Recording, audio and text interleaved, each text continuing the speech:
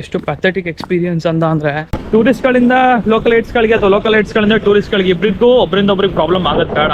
ಆರಂಬೋಲ್ beach ಅಲ್ಲ, ವ್ಯಾಗಟಾರ್ beach. Just 5 minutes drive ಅಷ್ಟೇ. Like around 55-60 kilometres ಇದೆ ಅಲ್ಲಿಂದ ಇಲ್ಲಿಗೆ.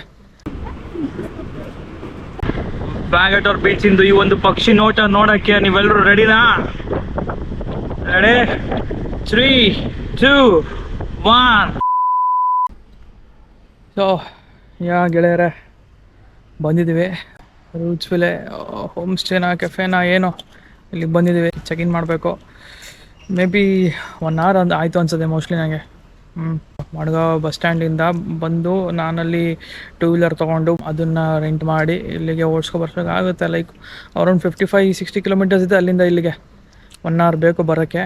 ಬಟ್ ದಾರಿ ಬಂದಿದ್ದು ಗೊತ್ತಾಗಲ್ಲ, ಬಿಕಾಸ್ ಹೈವೇ ಇದೆ, ತುಂಬ ಚೆನ್ನಾಗಿದೆ, ಆರಾಮ್ಸೆ ಬರ್ಬೋದು ಏನೋ. ಬಟ್ ನಮಗೆ ಇದ್ದಿದ್ದು ಗಾಡಿ ಲಾಡ, ಸೊ ಅದನ್ನೇ ಓಡಿಸ್ಕೊಂಡ್ಬಂದಿ ಅಂದರೆ ಒಳ್ಳೊಳ್ಳೆ ಗಾಡೀಲಿ ಬರ್ತೀನಿ, ಇನ್ನೂ ಜುಮ್ ಅಂತ ಬರ್ಬೋದು.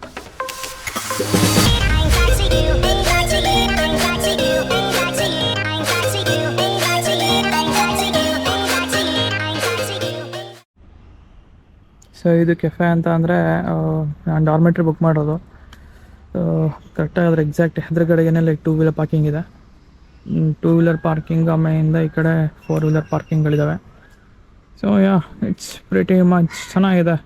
ಒಳ್ಳೆ ಎನ್ವಿರಾನ್ಮೆಂಟ್, ಮಾನ್ಸೂನ್ದಿಂದ ಚೆನ್ನಾಗಿ ಗ್ರೀನರಿ ಇದೆ, ತುಂಬ ತಂಪಾಗಿದೆ. ಸೊ ಚೆನ್ನಾಗಿ ಅನಿಸ್ತಾ ಇದೆ. ಮುಂದಕ್ಕೆ ಇಲ್ಲಿಂದ ಹೇಗೆ ಇರ್ತದೆ ಅಂತ ನೋಡಬೇಕು. ಇಲ್ಲೊಬ್ಬರಿಗೆ ಎಷ್ಟು ಜನ ಮಾತಾಡ್ಸೋಣ.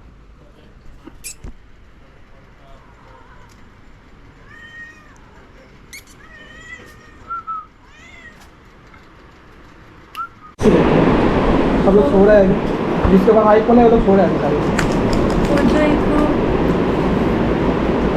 बोले आते मैनेजर टाइप ಏನು ಅರ್ಥವೇ ಆಗ್ತಿಲ್ವೇ ಈ ಕೇಸು? मेरे चार्जर में पानी चला गया शायद, समझ नहीं आ रहा. चार्ज ही नहीं हो रहा. चार्जर है मेरे पास. ಅಲ್ಲಲ್ಲಲ್ಲಲ್ಲಲ್ಲಲ್ಲ. ರೂಟ್ಸ್ ವಿಲ್ಲಾ ಹಾಸ್ಟೆಲ್ಗೆ ನಾನೇನೋ 9:30ಗೆ ತಲುಪಿಬಿಟ್ಟೆ. ಆದರೆ ನನ್ನ ಚೆಕ್-ಇನ್ ಟೈಮ್ ಇದ್ದಿದ್ದು ಮಧ್ಯಾಹ್ನ 12 ಗಂಟೆಗೆ. ಹಾಗಾಗಿ ಅಲ್ಲಿರೋ ಸ್ಟಾಫ್ಗಳು ನನಗೆ ವೆಯ್ಟ್ ಮಾಡಿ ಓನರ್ ಬರೋವರೆಗೂ ಆಮೇಲಿಂದ ನಿಮಗೆ ರೂಮ್ನ ಅಥವಾ ಹಾಸ್ಟೆಲ್ ಬೆಡ್ನ ಅಲಾಟ್ ಮಾಡ್ಕೊಡ್ತೀವಿ ಅಂತ ಅಂದರು. ನಾನು ಬ್ರೇಕ್ಫಾಸ್ಟ್ ಮಾಡಿಕೊಂಡು ಹಾಗೋ ಹೀಗೋ 2 hour ಟೈಮ್ ಪಾಸ್ ಮಾಡಿದೆ. ಮುಂದೇನಾಯಿತು ಅಂತೀರಾ? ಅದನ್ನು ನೀವೇ ನೋಡಿ. A few moments later. ಎಷ್ಟು ಪ್ಯಾಥೆಟಿಕ್ ಎಕ್ಸ್ಪೀರಿಯನ್ಸ್ ಅಂತ ಅಂದರೆ ಬಂದು 9:30 ಬಂದೆ.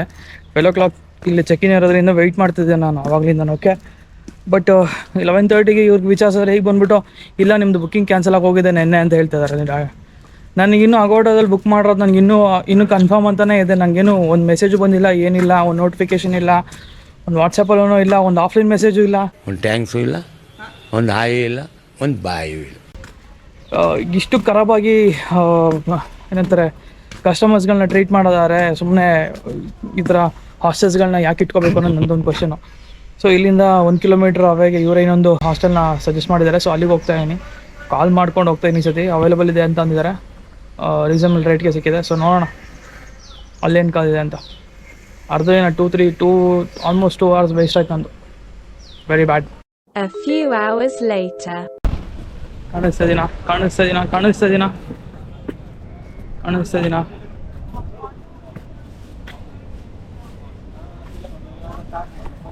ಹೋಗಿ ಕಾಣಿಸ್ತಾ ನಿಮಗೆ ಅಂತ ಅಂದ್ಬಿಟ್ಟು ಫುಲ್ ಪಾಲ್ ಸೀನ್ಸ್ಗಳೆಲ್ಲ ಆದಮೇಲಿಂದ ಕೊನೆಗೂ ಒಂದು ಬೀಚ್ಗೆ ಬಂದಿದ್ದೀವಿ. ಯಾವ ಬೀಚು ಅಂತ ನೀವು ಕೇಳಿದ್ರೆ ಅದಕ್ಕೆ ಉತ್ತರ ಏನು ಅಂತ ಅಂದರೆ ಆರಂಬೋಲ್ ಬೀಚ್ ಅಲ್ಲ, ವ್ಯಾಗಟಾರ್ ಬೀಚ್. ಎಷ್ಟೊಂದು ಜನ ಬರ್ತಾರಲ್ಲ ವ್ಯಾಗಟಾರ್ ಬೀಚ್ಗೆ, ಹಿಂಗೆ ಸ್ಟ್ರೈಟ್ ಹೊಟ್ಟೋಗ್ಬಿಡ್ತಾರೆ ಹಿಂಗೆ ಬಂದವರು. ಆ್ಯಕ್ಚುಲಿ ನೀವು ಹಿಂಗೆ ಹೋಗೋ ಬದಲು ಹಿಂಗೆ ನೋಡಿ ಲೆಫ್ಟಿಗೆ ನೋಡಿದ್ರೆ ಒಂದು ಎಂಟ್ರಿ ಬೋರ್ಡ್ ಕಾಣ್ತಾ ಇದೆಯಾ? ಈ ಎಂಟ್ರಿ ಬೋರ್ಡ್ ಇಟ್ಕೊಂಡು ಹಿಂಗೆ ಹೋಗ್ಬೋದು ಮುಂದಕ್ಕೆ. ಇಲ್ಲೆಲ್ಲ ಪಾರ್ಕಿಂಗ್ ಮಾಡಿ ಹೊಟ್ಟೋಗ್ಬಿಡ್ತಾರೆ ಜನ. ಹೋಗೋಣ ಬನ್ನಿ. ರೂಟ್ಸ್ ವಿಲ್ಲಾ ಹಾಸ್ಟೆಲಿಂದ ನಾನು ಕಾಲ್ಕಿತ್ಮೆಯಿಂದ ನಾನು ಎಲ್ಲೋದೆ, ಎಲ್ಲಿ ಫ್ರೆಶ್ ಅಪ್ ಆದೆ ಅನ್ನೋಂಥ ಪ್ರಶ್ನೆ ನಿಮಗೆ ಕಾಡಿರುತ್ತೆ. ಅದೆಲ್ಲ ಪ್ರಶ್ನೆಗೂ ನಾನು ಉತ್ತರನ ಮುಂದಿನ ಎಪಿಸೋಡ್ಸಲ್ಲಿ ಕೊಡ್ತೀನಿ. ಈಗ ಸದ್ಯಕ್ಕೆ ನಮ್ಮ ಜರ್ನಿನ ಕಂಟಿನ್ಯೂ ಮಾಡಿ ಮುಂದೆ ಹೋಗುವ ಬನ್ನಿ. ಇಲ್ಲಿ ಪಾರ್ಕಿಂಗ್ ಮಾಡ್ಬೋದು.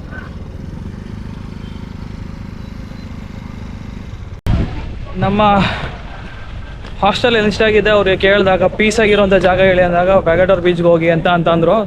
ಸ್ವಲ್ಪ ಆರಾಮಾಗಿ ಒಬ್ಬನೇ ಕೂತ್ಕೊಂಡು ಚಿಲ್ ಮಾಡೋಂಥ ಪ್ಲೇಸ್ ಬೇಕಿತ್ತು ನನಗೆ. ಸೊ ಈಗ ನನ್ನ ಜೊತೆಗೆ ನಿಮ್ಮನ್ನು ಆ ಪ್ಲೇಸಿಗೆ ಕರ್ಕೊಂಡು ಹೋಗ್ತಾಯಿದ್ದೀನಿ. ಬನ್ನಿ ಹೋಗುವ, ಹೇಗಿದೆ ನೋಡುವ. ರೆಡಿನಾ? ವ್ಯಾಗಟರ್ ಬೀಚಿಂದು ಈ ಒಂದು ಪಕ್ಷಿ ನೋಟ ನೋಡೋಕ್ಕೆ ನೀವೆಲ್ಲರೂ ರೆಡಿನಾ? ರೆಡಿ? 3, 2, 1.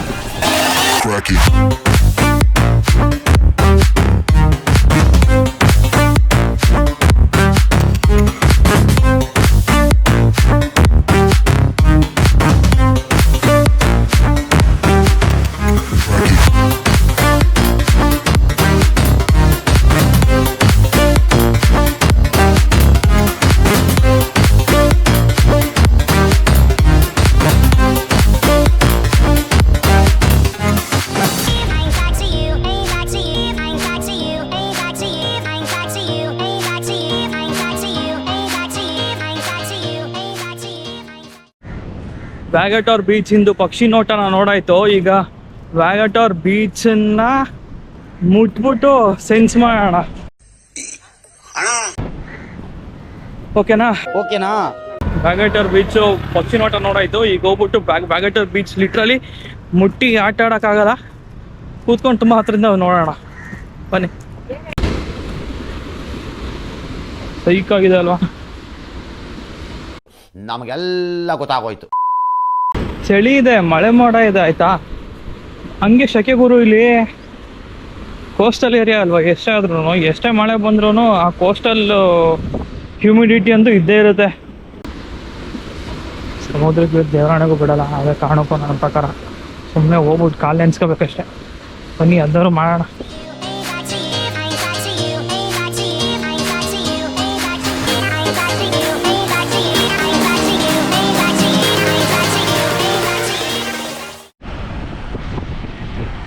ಈ ಥರ ಸಮುದ್ರ ಅಲೆಗಳು ಬಂದು ಈ ಥರ ಬಂಡೆಗಳು ಹೊಡಿತಿದ್ರೆ ಯಾವ ಸಾಂಗ್ ನೆನಪಾಯ್ತದೆ ಗೊತ್ತಾ ನನಗೆ? ಈ ರಮೇಶ್ ಅರವಿಂದ್ ಅವ್ರದ್ದು ಒಂದು ಸಾಂಗ್ ಇದೆ ಗೊತ್ತಾ? ಬರೀ ಅಕ್ಷರ ಇಲ್ಲಮ್ಮ ನನ್ನ ಎದುರಿಸಿದೆಯಮ್ಮ ಅಂತ. ಯಾವ್ದದ? ಏನು ಸಾಂಗ್ ಅದ? ಹಾಳೆ ಹರಿಬಹುದು ನಾಳೆ ಮರಿಬಹುದು, ಒಂದೇ ಒಂದು ಸಾರಿ ನಿನ್ನ ಕಂಡ ಒಡನೆ ಮರೆತು ಕೂಡ ಮರೆಯಲಾರೆ ನಿನ್ನ. ಅದ್ರಲ್ಲಿ ಹೆಂಗೆ ತಾನೆ ಬಂದು ಅಲೆಗಳು ಡಮಾರ್ ಡಮಾರ್ ಅಂತ ಈ ಕಲ್ಬಂಡೆಗಳು ಗುಡಿಯೋದು, ಕರೆಕ್ಟ್ ತಾನೆ? ಯಾವ ಬಡ್ಡಿ ಮಗ ಹೇಳಿದ್ದು ಗೋವಾದಲ್ಲಿ ಸೋಲೋ ಟ್ರಿಪ್ ಬಂದರೆ ಎಂಜಾಯ್ ಮಾಡೋಕ್ಕಾಗಲ್ಲ ಅಂತ? ಏನು ಸೈಕಾಗಿದೆ ಗೊತ್ತಾ? ಯಾರನ್ನಾರು ಕರ್ಕೊ ಬಂದರೆ ಅವ್ರು ರೆಡಿಯಾಗ ಕಾಯಬೇಕು, ಮಳೆ ಬಂದರೆ ಅವ್ರಿಗೆ ಡಿಸಪಾಯಿಂಟ್ ಆಯ್ತಲ್ಲ, ನಾವು ಕರ್ಕೊಂಡು ಪ್ಲೇಸ್ಗೆ ವಿಸಿಟ್ ಮಾಡ್ಸೋಕ್ಕಾಗಲಿಲ್ವಲ್ಲ ಅಂತ ಬೇಜಾರಾಗುತ್ತೆ, ತಲೆ ಕೆಟ್ಟೋಗುತ್ತೆ. ಬಟ್ ಒಬ್ಬರೇ ಬಂದರೆ ನೋಡಿ ಏನು ಚಿಲ್ಲ, ಗಾಡಿ ಓಡಿಸ್ಕೊ ಬಂದೆ, ಒಬ್ಬನೇ ಕೂತ್ಕೊಂಡು ಚಿಲ್ ಮಾಡ್ತಾಯಿದ್ದೀನಿ.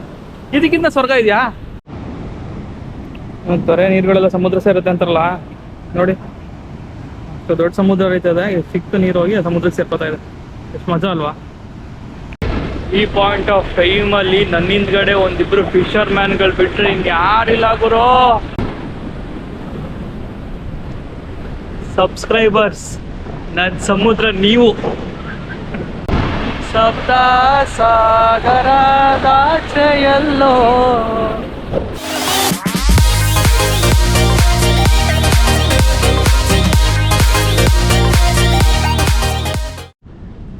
ಶೂಸ್ ಕತೆ ನೋಡಿ. ಇಲ್ಲಿ ಸಮುದ್ರಕ್ಕೆ ನಾವು ಇಳಿದ್ಬಿಟ್ಟೆ ನೀರೊಳಗಡೆ, ವಾಟರ್ ಪ್ರೂಫ್ ಶೂಸ್ ಹಾಕೋಗ್ಬಿಟ್ರೆ ಇದೊಂದು ಗೋಳು. ನೀರು ಆಚೆ ಒಳಗೆ ಬರಲ್ಲ, ಒಳಗೆ ಆಚೆ ಹೋಗಲ್ಲ, ವಾಟರ್ ಪ್ರೂಫ್ ಅಲ್ವಾ? ನೀರನ್ನ ತೆಗೆದು ಎಲ್ಲ ಸಮುದ್ರದಿಂದ ಮರಳು ಎತ್ಕೊಂಬಂದ್ರೆ ನಾವು ಸಮುದ್ರದಿಂದ ನೀರು ಎತ್ಕೊಂಬಂದಿವಿ ಬರೋ. ಇದೆಲ್ಲ ಯಾರು ತೋರಿಸಲ್ಲ.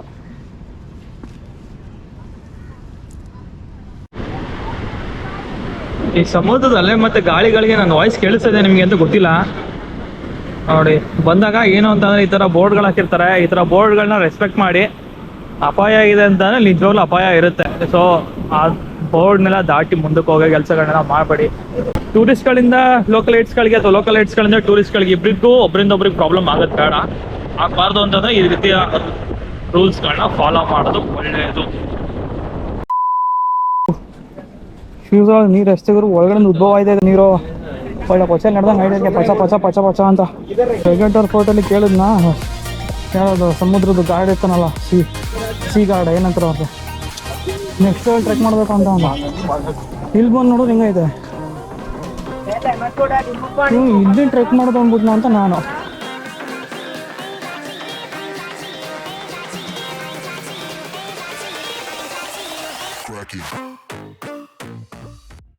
ಆತ್ಮೀಯ ATT ವ್ಲಾಗ್ಸ್ ಕುಟುಂಬದವ್ರಿಗೆಲ್ರಿಗೂ ಕೂಡ ಚಾಪೋರ ಫೋರ್ಟ್ಗೆ ಸ್ವಾಗತ ಸುಸ್ವಾಗತ.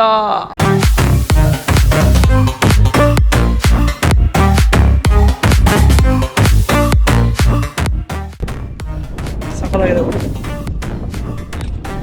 ಮಸ್ತಾಗಿದೆ.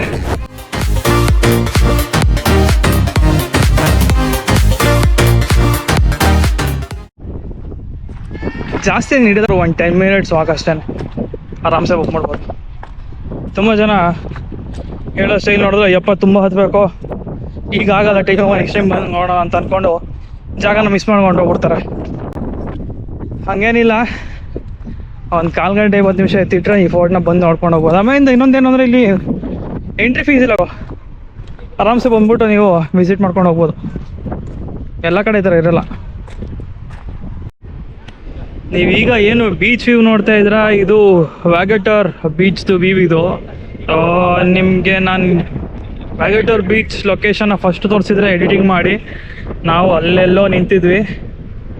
ಆ ಪ್ಲೇಸಲ್ಲಿ ನಿಂತ್ಕೊಂಡು ಅಲ್ಲೆಲ್ಲೋ ಆಟ ಆಡ್ಕೊಂಡು ಆಮೇಲಿಂದ ಜಸ್ಟ್ 5 ಮಿನಿಟ್ಸ್ ಡ್ರೈವ್ ಅಷ್ಟೇ. ಹಿಂಗೆ ಹೋಗಿ ರೈಟು ಮತ್ತು ಸ್ಟ್ರೈಟ್ ಹೋಗಿ ಈ ಕಡೆ ಲೆಫ್ಟ್ ತೊಗೊಂಡು ಬಂದ್ಬಿಡ್ತೀವಿ ಈ ಫೋರ್ಟ್ದು ಎಂಟ್ರೆನ್ಸ್ಗೆ. ಆದಿಲ್ ಶಾಹಿ ರಾಜವಂಶದ ದೊರೆಯಾದಂಥ ಆದಿಲ್ ಶಾ ಅವರು ಈ ಒಂದು ಕೋಟೆಯನ್ನು ನಿರ್ಮಿಸಿರ್ತಾರೆ. ಆ ಸಮಯದಲ್ಲಿ ಈ ಕೋಟೆಯನ್ನು ಶಹಪುರ ಅಂತಾನೂ ಕರೀತಾ ಇದ್ರು. 1617ರಲ್ಲಿ ಪೋರ್ಚುಗೀಸ್ರವರು ಮತ್ತೊಮ್ಮೆ ಈ ಕೋಟೆನ ರೀಬಿಲ್ಡ್ ಮಾಡಿ ಚಪೋರಾ ಫೋರ್ಟ್ ಅಂತ ಹೆಸರಿಡ್ತಾರೆ ಮತ್ತು ಈ ಫೋರ್ಟ್ನ ಮಿಲಿಟರಿಯ ಔಟ್ಪೋಸ್ಟ್ ಆಗಿ ಉಪಯೋಗಿಸ್ಕೊಳ್ಳೋಕ್ಕೆ ಶುರು ಮಾಡ್ತಾರೆ. ದಿಲ್ ಚಾಹತಾ ಹೈ ಎಂಬ ಹಿಂದಿ ಚಲನಚಿತ್ರ ಇಲ್ಲಿ ಚಿತ್ರೀಕರಣ ನಡೆದ ನಂತರ ಇಲ್ಲಿಯ ಜನ ಈ ಒಂದು ಫೋರ್ಟ್ನ ದಿಲ್ ಚಾಹತಾ ಹೈ ಫೋರ್ಟ್ ಅಂತಾನೂ ಕರೆಯಕ್ಕೆ ಶುರು ಮಾಡಿದ್ರು.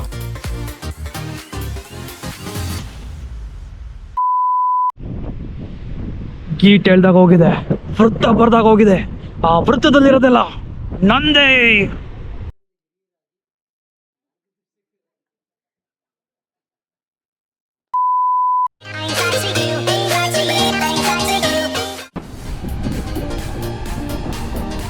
Please mind your steps.